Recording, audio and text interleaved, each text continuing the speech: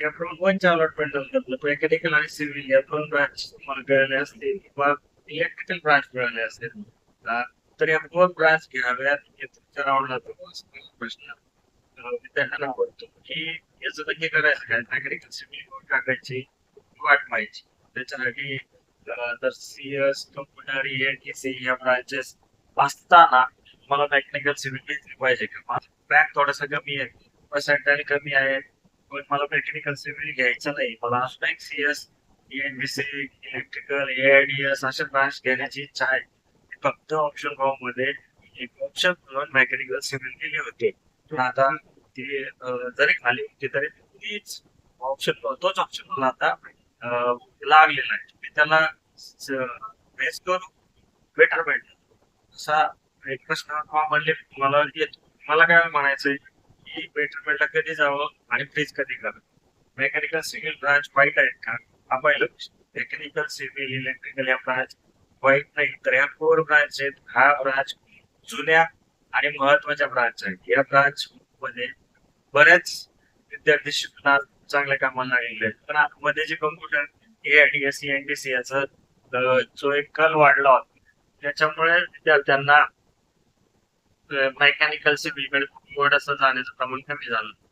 गेल्या वर्षी mechanical civil यांनाही ऍडमिशन चांगले झालेले आहे कट ऑफ त्यांच्यासाठी जरी कमी असला तरी ऍडमिशन होत आहे म्हणजे विद्यार्थी तिकडेही जात आहे माझा कॅप राऊंड पण नंतर जर मेकॅनिकल सिव्हिल मिळालेला आहे बऱ्याच विद्यार्थ्यांनी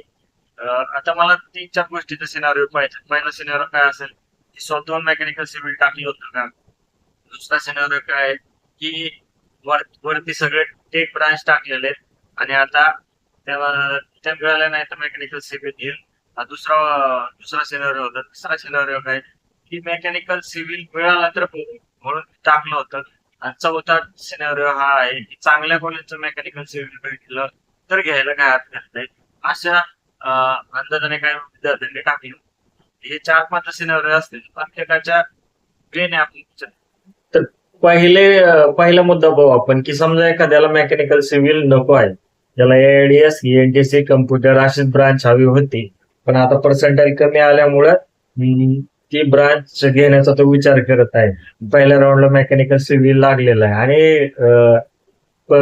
त्याचा पर्सेंटाईल किंवा रँक 50-60 पर्सेंटाईल वाला एखादा विद्यार्थी असेल किंवा 70 पर्सेंटाईल वाला विद्यार्थी असेल की ज्याला मिडल लेवलचं कॉलेज मिळते आणि मेकॅनिकल सिव्हिल मिळते तर अशा वेळेस अशा विद्यार्थ्यांनी काय करावं मेकॅनिकल सिव्हिल तुमचं फर्स्ट प्रेफरन्स नाही तुम्ही अजून एकदा विचार करा की ह्या राऊंडला फ्रीज करायचंय का नाही तुम्ही आणखीन पुढचे 2 ते 3 राऊंड साठी ट्राय करू शकता त्याच्यावरती जे ऑप्शन आहेत ते चेक करू शकता आणि मग बेटरमेंट करत करत फ्रीज करू शकता म्हणून तुमच्याकडे संधी आहे second round third round fourth राऊंडला जाण्याची पण एक गोष्ट व्यवस्थित लक्षात ठेवा जर तुम्हाला शक्यताच नसेल चांगल्या वरच्या ब्रांचेस मिळवण्याचे मी चांगल्या म्हणणार नाही त्या ब्रांचेसला डिमांड आहेत म्हणून तुम्ही तिकडे जातात त्या ब्रांचकडे तुम्ही पळणार आहात जर त्यांच्यात चांगल्या वाईट अशी कोणत्याच ब्रांच नाही सगळ्या ब्रांचला तेवढंच प्रेफरन्स मी देत असतो कारण प्रत्येक ब्रांचचं तेवढंच महत्व उद्या जाऊन कोणत्या ब्रांचला डिमांड येईल काय सांगता येत नाही म्हणून जर तुम्हाला जर मिळत असलं तुम्ही आता सुद्धा सोडत असेल तर तुम्ही त्याही विद्यार्थ्यांकडे पहा की ज्यांना पहिल्या राऊंडला अलॉटमेंट मिळणार नाही असे विद्यार्थी भरपूर आहेत ते विदाऊट एकही कॉलेज असणार आहेत पहिल्या राऊंडला मग तुम्हाला जर मिळालंय तर घ्यायचा का नाही हा तुमचा पहिला प्रश्न आहे बेटरमेंट करू शकता बेटरमेंटला जाण्यात एक म्हणजे तो एक स्मार्ट डिसिजन असू शकतो पण जो दुसरा सिनारिओ आहे की तुम्हाला पर्सेंटाईल कमी होते आणि मेकॅनिकल सिव्हिलच मिळण्याचे चान्सेस होते आणि तुम्हाला आता मेकॅनिकल सिव्हिल मिळालेले तुम्हाला आता फक्त एवढाच विचार करायचा की मेकॅनिकल सिव्हिल कोणत्या कॉलेजचे मिळाले जर ते कॉलेज नामांकित नसेल नवीन असेल किंवा तिथं प्लेसमेंट होत नसतील तर तुमच्यासाठी सरळ निर्णय की बेटरमेंटला जावा इथे जास्त विचार करण्याची गरज नाही मेकॅनिकल सिव्हिल ब्रांचलाही चांगले दिवस आहेत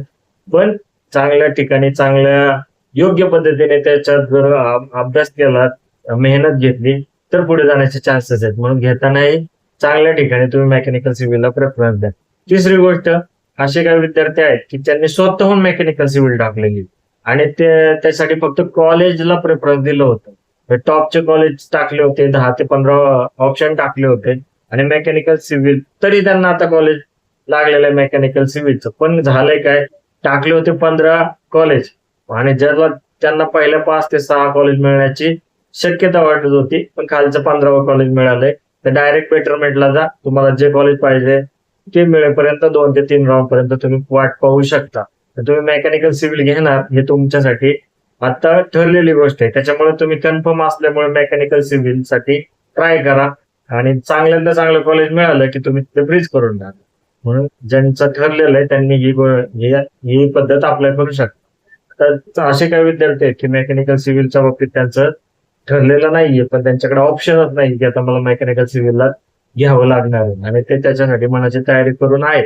तर आता पहिली गोष्ट अशी आहे, जर तुम्ही इंजिनिअरिंगच करणार आहात आणि तुम्हाला रँक कमी आहे आणि तुमचं पर्सेंटाईलही कमी आहे आणि तुम्हाला वरचं कोणतेही कॉलेज मिळण्याची आता शक्यता वाटत नाही, कारण की एखाद्याला 20% असतील, 20% असतील, 30% असतील, 40% असतील, आणि जिथे बऱ्याच चांगल्या कॉलेजचा जो कट ऑफ आहे तो हायच होता आणि ह्यावेळेस पण हाय लागला, तर तुमचे चान्सेस तसे पण कमी असणार आहेत. मग अशा कंडिशन मध्ये असेल आणि तुम्हाला एखादं कॉलेज मिळालेलं असेल, ते इंजिनिअरिंग करायचीच असेल, तर तुमच्यासाठी त्या पहिल्या राऊंडला ऍडमिशन घेतलेलं बरं असतं. तुमच्या दुसऱ्या राऊंड मध्ये ते कॉलेज राहील. बेटरमेंट केल्यानंतर तुम्ही बेटरमेंट करून अजून एखादा राऊंड वाट पाहू शकता. पण तो वेळ फक्त तुम्ही इंजिनिअरिंग करणार आहात की नाही याच्यात वेळ घालवा, कारण की सिव्हिल मेक शिवाय पर्याय राहणार नाही. कारण तुम्हाला जर चांगले रँक नाही, चांगलं पर्सेंटेज नाही, तर त्याच्यापेक्षा बेटर मिळणार शक्यता कमी असते. त्याच्यामुळे तुम्ही काय करा की पहिल्या राऊंडला घ्या, जास्तीत जास्त दुसऱ्या राऊंडला घ्या. फक्त काय असं करू नका की बेटरमेंट करताना कॉलेज जाणार नाही याची काळजी घ्या. तर मेकॅनिकल सिव्हिल असो, त्याही ब्रांचेस येतात, त्याचाही उद्या जाऊन चांगला रिझल्ट येतो, मुलं प्लेसमेंटला जात आहेत. त्याच्यामुळे मेकॅनिकल सिव्हिल इलेक्ट्रिकल या ब्रांचला नाही म्हणून आहे. तर या चारही सिनारिओचा विचार करता, 4 प्रकारच्या विद्यार्थ्यांचा विचार केला, तर मला एक गोष्ट लक्षात येते की अलॉटमेंट होणं खूप महत्वाची गोष्ट आहे. ब्रांच ही तेवढा इम्पॉर्टंट विषय आहे. तर सगळ्यात महत्वाची गोष्ट एक लक्षात ठेवा, तुम्ही तुमच्या मनाशी आधी प्रश्न विचारा की आपल्याला ब्रांच महत्वाची, कॉलेज महत्वाचे, मला इंटरेस्ट कोणत्या ब्रांच मध्ये, मेकॅनिकल सिव्हिल मध्ये मला इंटरेस्टच नाही का, मी कधीच शिकू शकणार का नाही त्या ब्रांच मध्ये, तर तुम्ही ऍडमिशन नका घेऊ. जर तुम्हाला वाटतंय की मला कोणत्याही ब्रांच मध्ये इंजिनिअरिंग करून उद्या जाऊन चांगल्या प्रकारे पुढे प्रगती करू शकतो, तर तुम्ही ऍडमिशन घ्यायला हरकत नाही. पण एआयडीएस कम्प्युटर, जेईएनटीसी वगैरे ते ब्रांचेस त्या पाहिजेतच मला कुठल्या परिस्थितीत, तर तुम्ही स्पॉट राऊंड इन्स्टिट्यूट ऑफ साठी जावा. तुम्हाला त्याच्याशिवाय पर्यायच नाही. आणि मला एआय कम्प्युटर एएनटीसी वगैरे ब्रांच मिळाली नाही, सिव्हिल मेकही नकोय, आणि मला इंजिनिअरिंग जरी वरच्या 2 ब्रांच मिळाल्या तरच करायची, आणि मला म्हणजे इन्स्टिट्यूट राऊंड साठी जास्त खर्च करायचा नाही, स्पॉट राऊंड साठी खर्च करायचा नाहीये. तर तुम्ही अदर कुठल्या कोर्सेसची तयारी केली असेल, फार्मसीच्या आता जे रजिस्ट्रेशन प्रक्रिया चालू आहे, तिकडे प्रयत्न करत असाल तर तोही तुमच्यासाठी पर्याय असू शकतो. पण विचार करा, विचार करून निर्णय घ्या. तुमच्याकडे सिनारिओ खूप मोठे आहेत, पण मेकॅनिकल सिव्हिल जर तुम्हाला मिळत असेल आणि जर तुम्ही इंजिनिअरिंग करण्यात इंटरेस्टेड आहात, ब्रांचचा तसा काही फरक पडणार नसेल, तर तुम्ही घेऊ शकता. व्हिडिओ आवडल्यास लाईक नक्की करा आणि चॅनलला सबस्क्राईब करा. धन्यवाद.